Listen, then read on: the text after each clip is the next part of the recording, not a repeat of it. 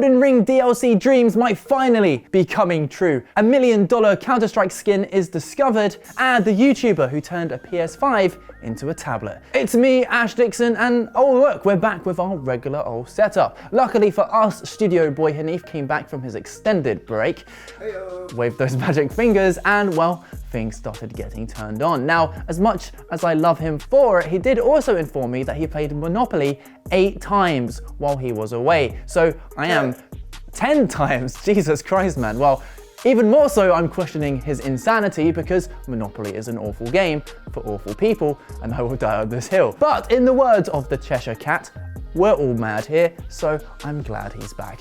Anyway, let's jump straight in to some GINX news. It was around this time last year that Elden Ring's Shadow of the Erdtree was announced, and considering the game's overwhelming popularity, you can imagine the ravenous excitement surrounding a DLC expansion. The problem is, these things take time, and From Software has been fairly tight-lipped about the whole thing. Many hoped that the Game Awards might shed some light, though sadly for us, we were left only with whiplash from how insanely fast the awards were just whipped out. The Game Award goes to, the Game Award goes to, and the Game Award goes to Faker.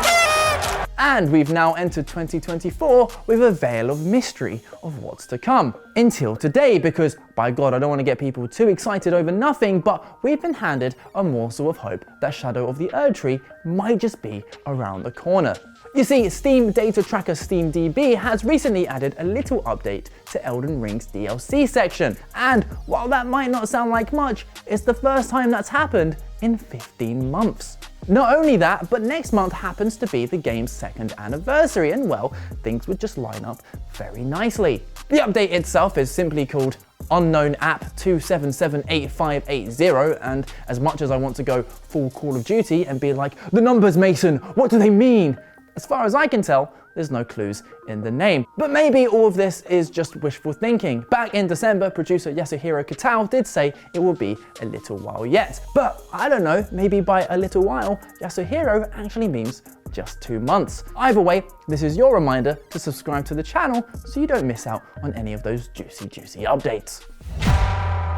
Man, Fortnite has really started the year strong. It's still riding the high of dropping basically 3 entirely new games last year. Oh, and it had the Godzilla-sized Eminem who was along for the ride to collect that sweet paycheck. And boy, is it paying off. Last month on consoles, Fortnite had a higher total playtime than Call of Duty, EA FC 24, GTA, and Roblox combined. In fact, that adds up to a total of over 1.6 billion hours of Fortnite across all users. Now, it's worth noting that Fortnite isn't just a singular game anymore. On top of being a battle royale, you've got Lego Fortnite, Rocket Racing, and Fortnite Festival, but it's massively impressive nonetheless. And I'll say it, I'm really not a Fortnite fan, but even so, I can respect the work Epic are putting in. They are on a mission to just keep adding more and more content, and it is working. Among all the memes and the Fortnite dances, the game's had a reputation of just being for the kiddos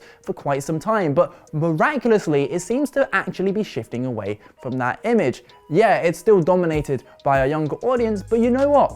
Maybe the kids are onto something. Plus, it definitely helps when the competition like to send an annual you to its audience by essentially dropping the same game every year for $70. So yeah, a lot of people may dislike this live service, free-to-play, metaverse-esque strategy, but when it comes to that grim alternative, well, it definitely feels like the lesser of two evils. I'm curious about what your opinions are though. Perhaps you've given Fortnite a try for the very first time in recent months. Let me know your thoughts down in the comments. Counter-Strike skins are big business. There are sites dedicated to buying and selling them online, and the market is a very controversial aspect of live service gaming. In fact, we've had countries go to war with certain platforms over all the dodgy gambling that takes place. And now a mega rare AK-47 case-hardened skin has been discovered. It's worth a hell of a lot of money, and it looks like this.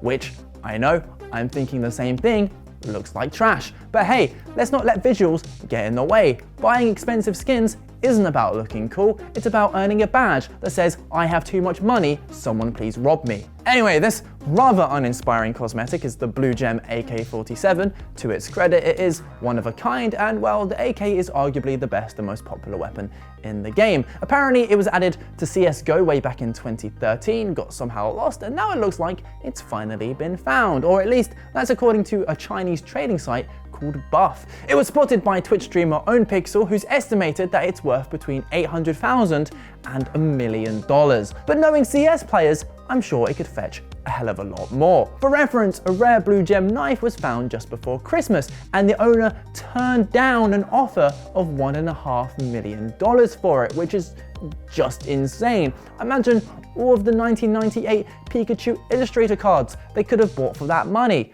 Oh no, wait, that's worth $5.2 million. Either way, unless the owner's name rhymes with Trelon Basque, that's probably a life-changing amount of money. I guess we'll have to wait and see whether the owner of the Blue Gem AK has plans to sell it, or even whether it's actually legit. I personally have ambitions of being one of those rich, obnoxious YouTubers that has the kind of f*** you money that enables stupid purchases like this.